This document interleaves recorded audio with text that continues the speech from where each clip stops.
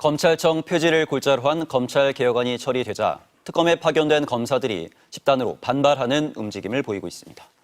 이 사안을 어떻게 봐야 할지 검찰 출신으로 검찰사법개혁에 앞장서고 있는 민주당 이성윤 의원에게 이야기 들어보겠습니다. 어서 오십시오. 아유, 반갑습니다. 김건희 특검 파견 검사들이 모두 복귀하고 싶다 이런 의견을 밝혔잖아요. 이거 예. 어떻게 봐야 합니까? 저는 그런 걸 접하고 처음 들은 느낌이 검찰 개혁에 저항하는 그 집단 행동이다 이렇게 봤고요. 예. 검사들은 그 공직자이면서 공무원입니다. 그래서 법무장관이 파견 근무 명령을 내렸지 않습니까? 거기에 따라서 근무를 해야 되지 이런 집단 행동하는 것은 국가공무원법 위반일 가능성이 크다. 그래서 우리 법무장관에게 공직기강을 세워라. 네. 엄정하게 조치해라 라고 했고요. 어제 오후 4시에 저희가 김건희 특검을 방문했습니다. 해가지고 책임 있는 담당자를 만나서 상황을 물어보고 이 생긴 원인이 뭐냐 물었고요. 기본적으로 특검이 하는 이유가 검찰이 수사를 제대로 안 했기 때문에 특검이 시작된 거 아닙니까? 그래서 흔들림 없는 수사를 해달라고 했고 특검 측에서도 심의결전에서 수사를 하겠다 이렇게 약속을 했습니다. 엄정하게 조치를 해달라 이게 징계나 그런 조치를 말씀하시는 건가요? 이런 집단 행동은 검찰만 있는 행동입니다. 그렇죠. 공무원인데. 예, 국가공무원법상 집단 행동은 형사처벌까지도 가능하고요. 예. 또 검사 징계법상 품위손상이나 이런 걸로 징계도 가능합니다.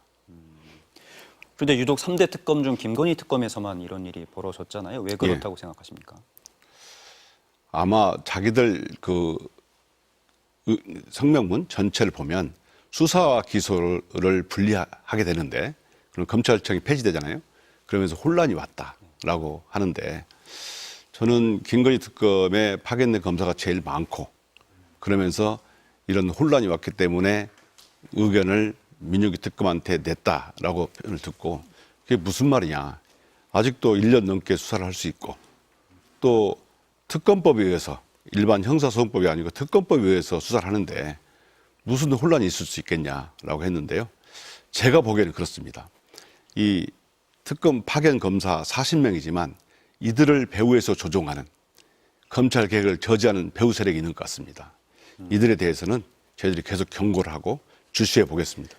가장 인원이 많아서 그런 것 같다라고 판단을 하신 것 같은데 나머지 2개 특검 검사들도 좀 분위기가 영향을 받을 수밖에 없을 것 같은데 어떻게 보십니까? 저희가 어저께 파악한 바로는 모두 문제가 없다. 그리고 열심히 일한다. 김건희 특검 검사들한테 물어봤더니요. 어제도 지방에 압수수색 갔다 왔고 그리고 밤늦게 돌아와서 그 권성동 한학자 구속 적부심 심사를 밤새워서 준비했다는 말을 들었습니다. 수사에 동요는 없습니다. 그리고 검찰이 항소를 하면 95%가 무죄가 나온다 이렇게 이재명 대통령이 얘기를 하기도 했잖아요. 사실 검찰 출신이시기도 한데 분위기가 어떻습니까? 실제로 무죄가 나면 무조건 항소를 하는 분위기인가요? 그렇습니다. 검사가 특히 인지수사를 했는데 기소를 할 경우에 무죄가 나오잖아요.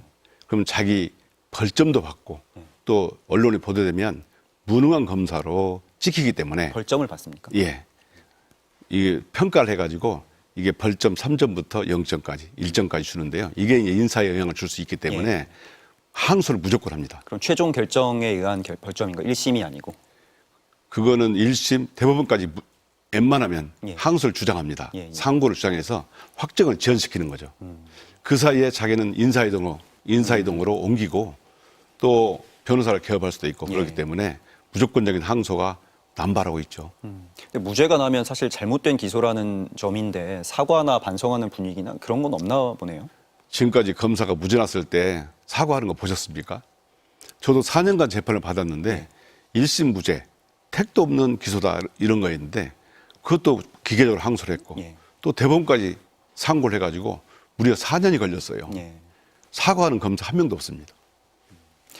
그리고 윤석열 전 대통령이 보석을 신청하면서 끼니를 제대로 못 챙겼다 이렇게 주장을 하고 있습니다. 실제로 현장에서는 어떤가요? 그럴 수가 있나요? 그거는 말도 안 되는 주장이고요. 저희가 그 법사위 전체가 서울구치소를 방문해서 확인했습니다. 윤석열 건강 상태 또 어떻게 관리가 되고 있는지 확인한 결과 식사도 잘 제공되고 있고요. 건강 상태도 아주 양호하답니다. 또 구치소에서는 규칙적으로 운동을 시키고 식사를 제공하기 때문에 밥을 본인이 안 먹었지 식사가 제공되지 않는 사례는 없습니다. 그리고 관봉권 띠지 분실 사건에 대해서도 좀 적극적으로 많이 입장을 하셨었는데 앞으로 어떻게 진행이 되는 건가요? 관봉권 띠지 사건은 저희가 청문회를 2번이나 했잖아요. 저는 이 사건이 굉장히 의미가 있는 사건이라고 생각하고 철저한 수사를 요구했습니다. 검찰도 정성호 장관 지시에 따라서 입건해가지고 압수수색도 하고 수사를 하고 있지 않습니까? 그리고 한 시민의 고발로 국회에서 위증한 수사관과 검사에 대해서 경찰청에서 수사 중에 있습니다. 저는 법사위 10월 13일부터 시작되는데 이 관봉권 띠지 문제도 계속적으로 주시하고 추궁할 예정입니다. 계속 주시하겠다. 조희대 청문회에서는 조희대 대법관이 안 나왔잖아요. 뭐 지기현 판사도 안 나왔는데 앞으로 뭐 국정감사에서 청문회 수준으로 임하겠다 이렇게 말씀을 하셨잖아요. 계획이 있으십니까? 조희대 청문회에서 조희대 대법원장이 불출석 의견서를 냈어요. 원래 불출석은 사유서를 내야 되는데 의견서를 냈는데 헌법과 법률에 맞지 않기 때문에 안 나간다. 우리나라 옛말에 방귀권 먼 사람이 화낸다라는 말이 있는데 마치 국회가 헌법과 법률에 위반했으니까 못 나가 이런 투로 국회를 훈계했어요.